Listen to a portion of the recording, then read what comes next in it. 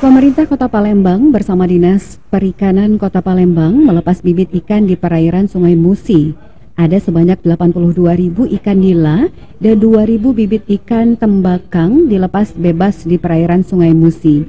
Inilah sebagai wujud pelestarian ikan yang menjadi aset atau kebanggaan yang menjadi ciri khas dari Kota Palembang.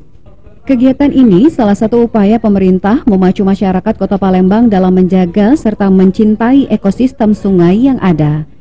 Menurut Fitrianti Agustinda, ini merupakan agenda rutin pemerintah Kota Palembang. Inilah wujud kepedulian pemerintah terhadap populasi ikan Sungai Musi yang mulai memudar keberadaannya. Karena mengetahui jenis-jenis dan melestarikannya sangatlah penting, sehingga ciri khas yang menjadi lambang budaya Kota Palembang tetap lestari. Hari ini kami pemerintah Kota Palembang kembali mengadakan kegiatan rutin menebar bibit ikan. Hari ini kita menebar bibit ikan, lebih kurang ada 2.000 bibit ikan yang kita sebar.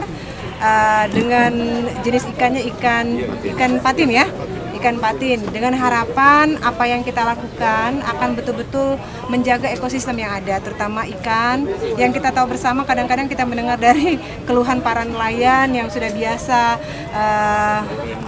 mencari ikan di pinggiran Sungai Musi.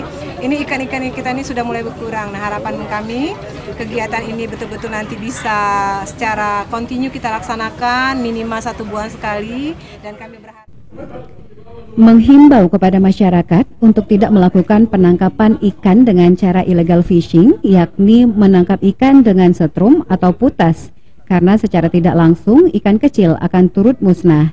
Dan juga bersama-sama menjaga lingkungan dengan tidak membuang sampah di perairan Sungai Musi. Abidin Riwanto, PAL TV.